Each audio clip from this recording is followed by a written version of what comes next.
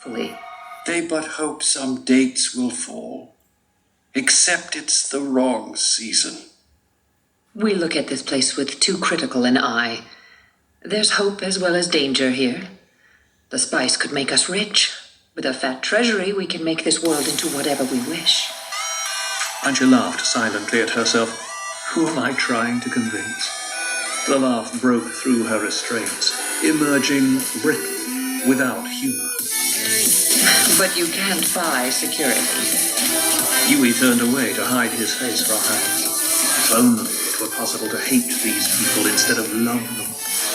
In her manner, in many ways, Jessica was like his Wanna.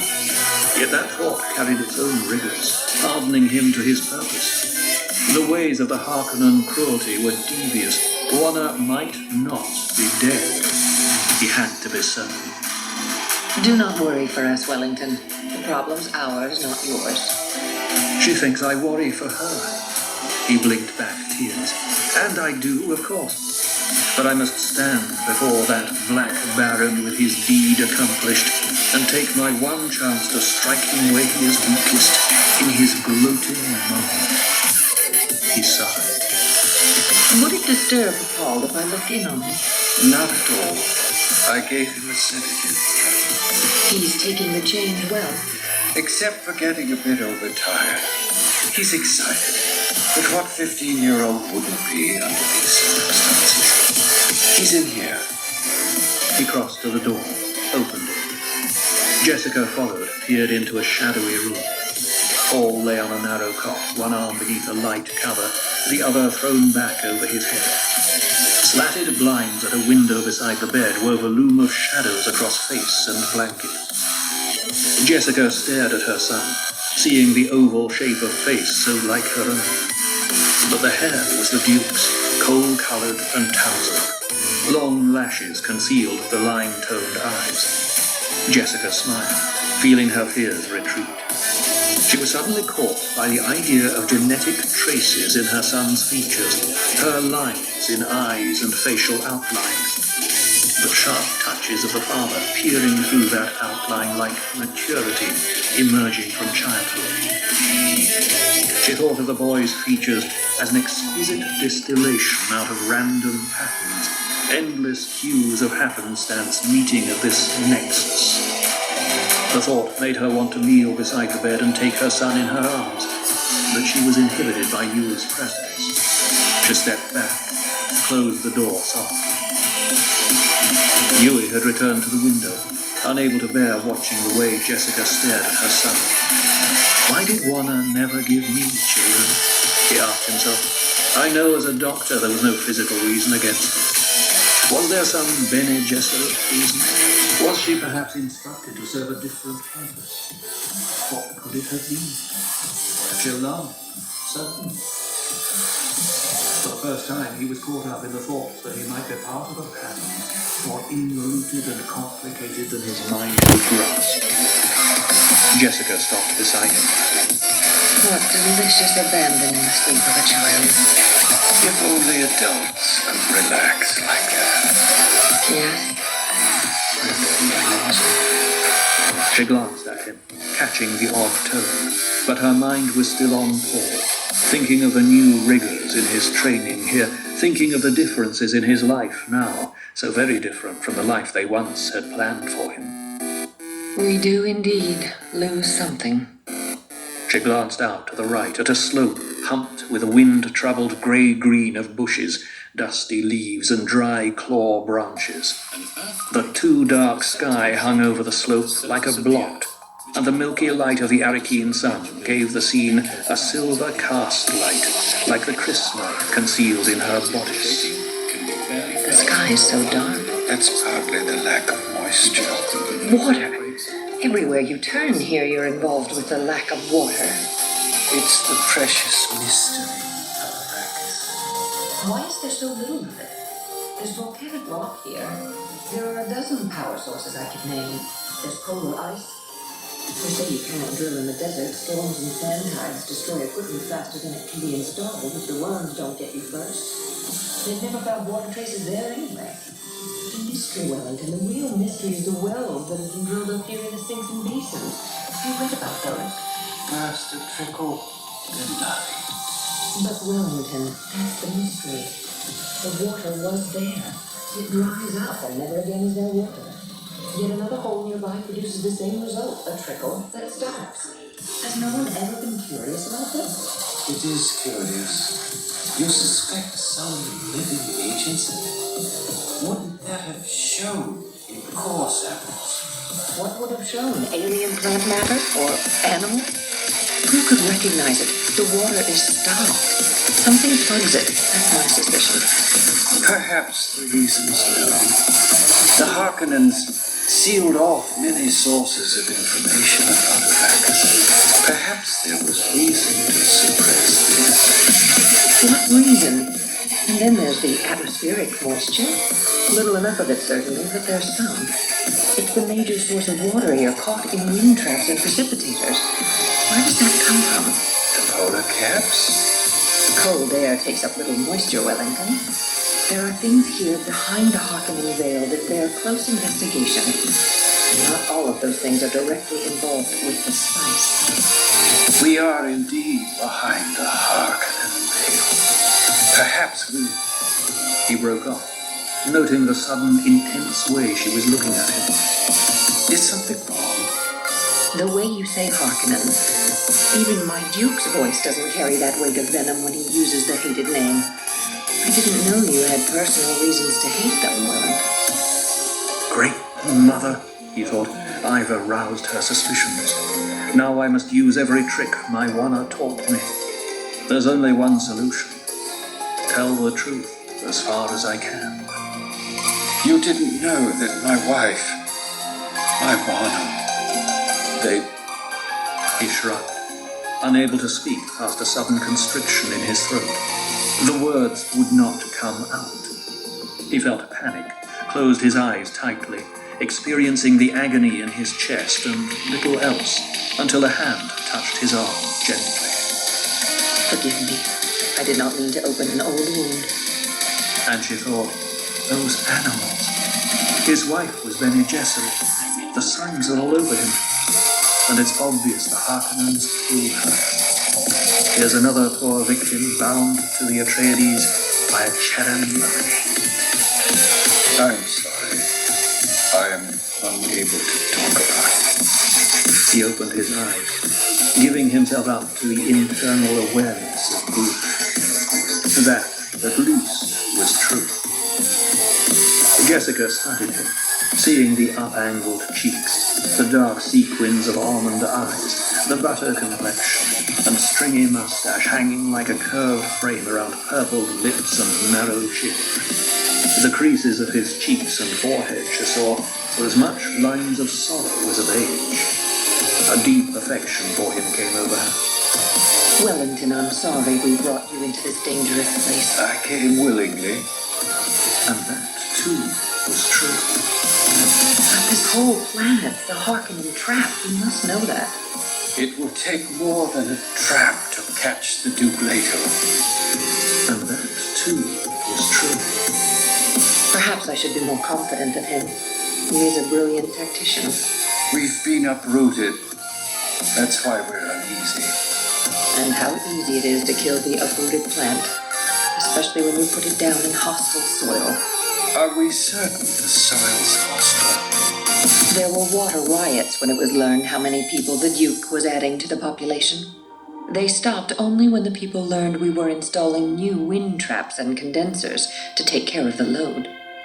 There is only so much water to support human life here.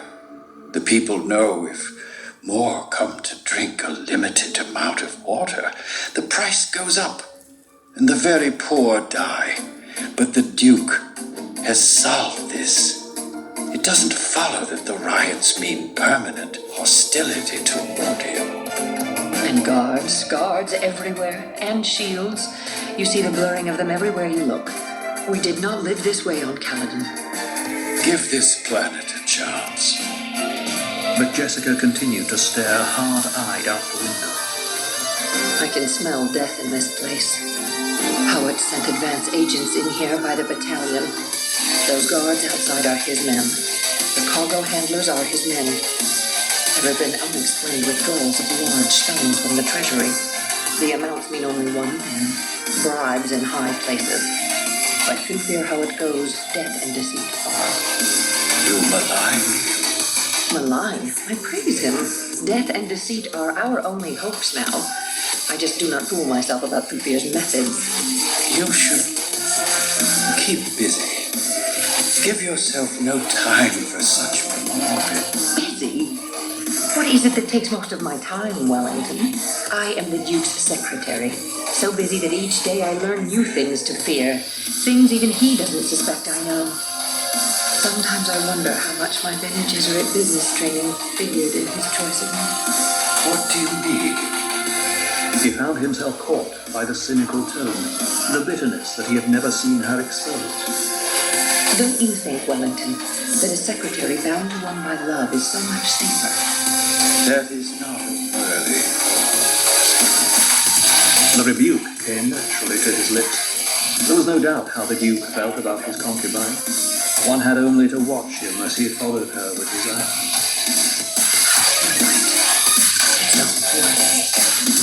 Again, she hung herself, pressed the sheathed crisp knife against her flesh, unthinking of the unfinished business it represented. There'll be much bloodshed soon. The Harkonnens won't rest until they're dead or my Duke destroyed. The Baron cannot forget that Leto is a cousin of the royal blood, no matter what the distance. All the Harkonnen titles came out of the Chone Pocketbook.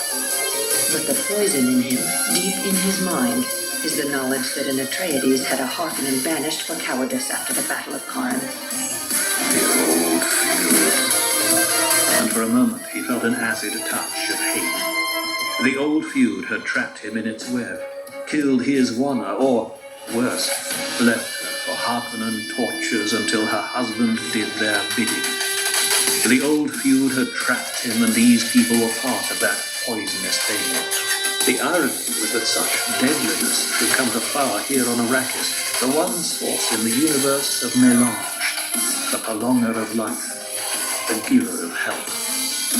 What are you thinking? I'm thinking that the spice brings 620,000 Solaris the decagram on the open market right now. That is wealth to buy many things. Does greed touch even you, Wellington? Not greed. What then? Utility. Can you remember your first taste of spice? It tasted like cinnamon. But never twice the same. It's like life. It presents a different face each time you take it. Some hold that the spice produces a learned flavor reaction. The body, learning a thing is good for it, interprets the flavor as pleasurable, slightly euphoric, and, like life, never to be truly synthesized. I think it would have been wiser for us to go renegade, to take ourselves beyond the Imperial reach. He saw that she hadn't been listening to him, focused on her words, wondering, yes, why didn't she make him do this? She could make him do virtually anything. He spoke quickly because here was truth and a change of subject. Would you think it bold of me, Jessica, if I asked a personal question? She pressed against the window ledge in an unexplainable pang of disquiet. Of course not. You're my friend. Why haven't you made the Duke marry you? She whirled, head up, glaring. Made him marry me, but I should not have asked. no. There's good political reason. As long as my Duke remains unmarried, some of the great houses can still hope for alliance. And motivating people, forcing them to your will, gives you a cynical attitude toward humanity. It degrades everything it touches. If I made him do this, then it would not be his doing. It's a thing I want. And this too was true. He put a hand to his mouth, swallowing convulsively. He had never been closer to speaking out, confessing his secret role. Jessica spoke, shattering the mold. Wellington. The Duke is really two men. One of them I love very much. He's charming, witty, considerate, tender, everything a woman could desire. But the other man is cold, callous, demanding, selfish, as harsh and cruel as a winter wind. That's the man shaped by the father. Her face contorted. If only that old man had died when my Duke was born. In the silence that came between them, a breeze from a ventilator could be heard fingering the blinds. Presently, she took a deep breath. Plato's right. These rooms are nicer than the ones in the other sections of the house. She turned, sweeping the room with her gaze. If you'll excuse me, Wellington, I want another look through this wing before I assign quarters. Of course. He nodded and thought, if only there was some way not to do this thing that I must do. Jessica dropped her arms, crossed to the hall door and stood there a moment hesitating, then let herself out. All the time we talked, he was hiding something, holding something back, she thought. To save my feelings, no doubt. He's a good man. Again she hesitated, almost turned back to confront Yui and drag the hidden thing from him. But that would only shame him, frighten him to learn he's so easily read. I should place more trust in my friends. Many have mocked the speed with which Muad'Dib learned the necessities of Arrakis. The Bene Gesserit, of course, know the basis of this speed. For the others, we can say that Muad'Dib learned rapidly because his first training was in how to learn. And the first lesson of all was the basic trust that he could learn.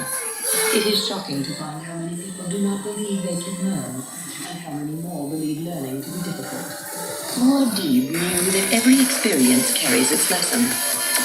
From the humanity of Muad'Dib by the Princess Irulan. Paul lay on the bed, feigning sleep. It had been easy to palm Dr. Yui's sleeping tablet, to pretend to swallow it. Paul suppressed a laugh. Even his mother had believed him asleep. He had wanted to jump up and ask her permission to go exploring the house, but had realized she wouldn't approve. Things were too unsettled yet.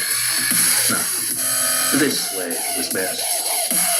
If I slip out without asking, I haven't disobeyed orders, and I will stay in the house where it's safe. He heard his mother and Yui talking in the other room. Their words were indistinct, something about the spice, the Harkonnens. The conversation rose and fell. Paul's attention went to the carved headboard of his bed. A false headboard attached to the wall and concealing the controls for this room's functions.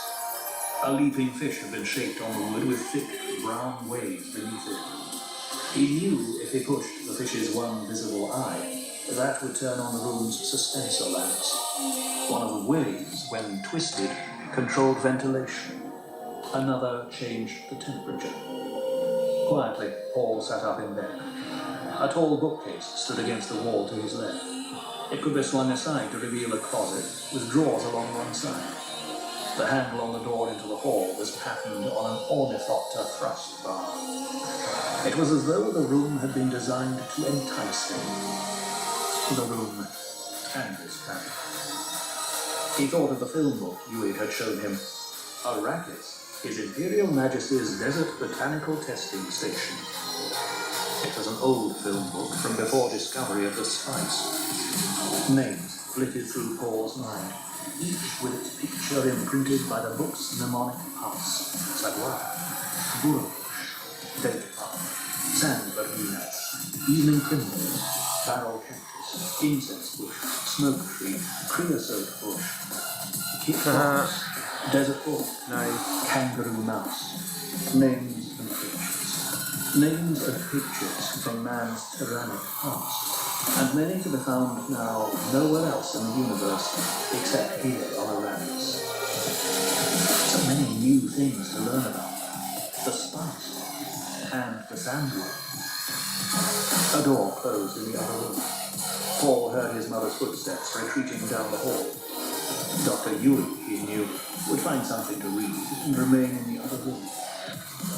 Now, was the moment to go exploring. Paul slipped out of the bed, headed for the bookcase door that opened into the closet. He stopped at a sound behind him. Turned. The carved headboard of the bed was folding down onto the spot where he had been sleeping. Paul froze. The immobility saved his life. From behind the headboard slipped a tiny hunter-seeker, no more than 5 centimeters long. Paul recognized it at once. A common assassination weapon that every child of royal blood learned about at an early age. It was a ravening sliver of metal, guided by some nearby hand and eye. It could burrow into moving flesh and chew its way up nerve channels to the nearest vital organ. The seeker lifted, swung sideways across the room and back.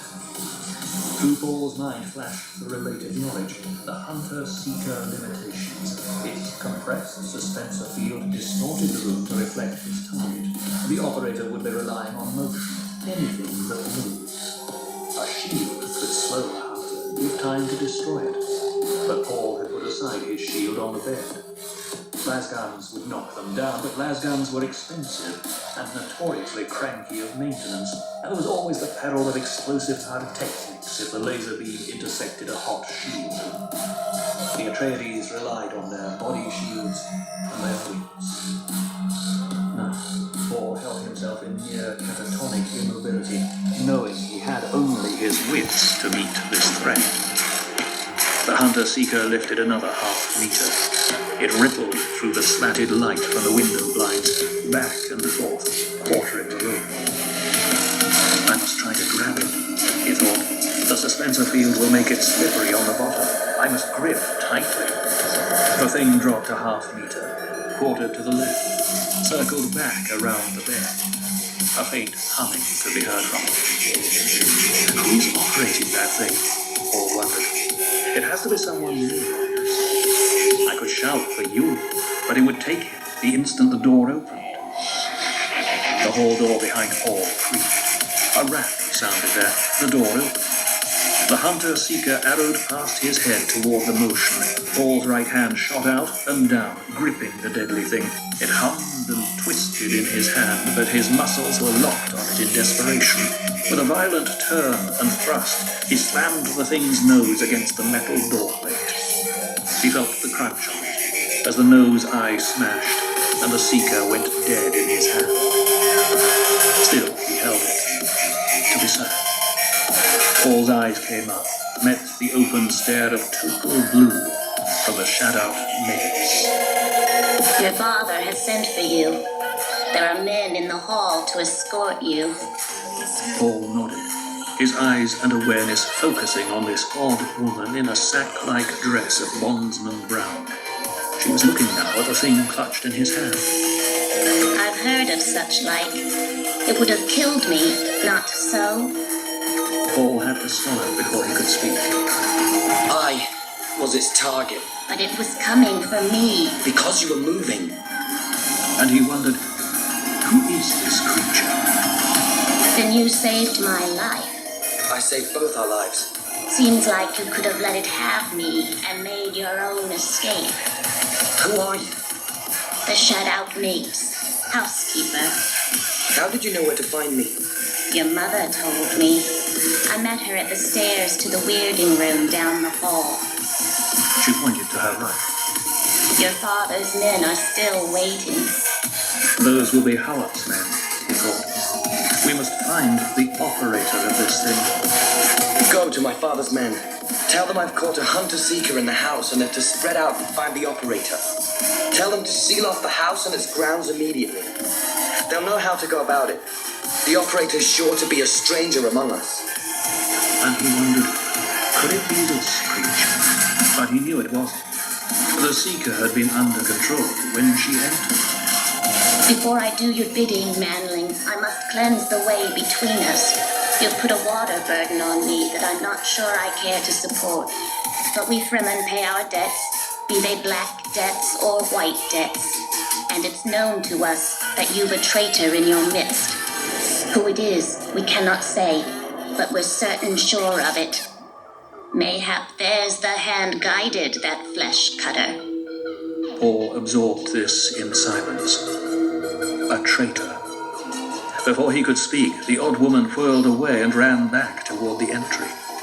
He thought to call her back, but there was an air about her that told him she would resent it. She told him what she knew, and now she was going to do his bidding. The house would be swarming with Howard's men in a minute. His mind went to other parts of that strange conversation. Reading. He looked to his left, where she had pointed. We Fremen. So that was a Fremen. He paused, the mnemonic blink that would store the pattern of her face in his memory. Prune, wrinkled features darkly brown, blue on blue eyes without any white in them. He attached the lathe, the shadowed maze. Still gripping the shattered seeker, Paul turned back into his room, scooped up his shield belt from the bed with his left hand, swung it around his waist and buckled it as he ran back out and down the hall to the left. She'd said his mother was someplace down stairs.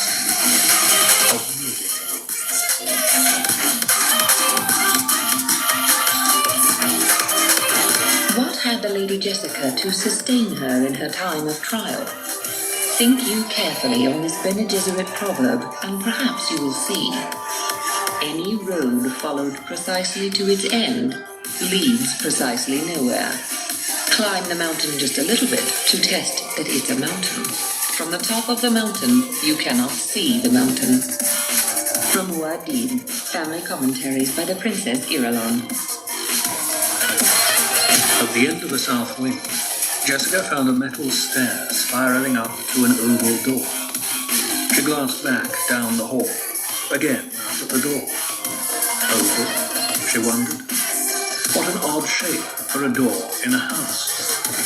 Through the windows beneath the spiral stair, she could see the great white sun of Arrakis moving on toward evening. Long shadows stabbed down the hall. She returned her attention to the stairs. Harsh side lighting picked out bits of dried earth on the open metalwork of the steps. Jessica put a hand on the rail, began to cry. The rail felt cold under her sliding palm. She stopped at the door, saw it had no handle, but there was a faint depression on the surface of it where a handle should have been. Surely not a palm lock, she told herself. A palm lock must be keyed to one individual's hand shape and palm lines. But it looked like a palm lock, and there were ways to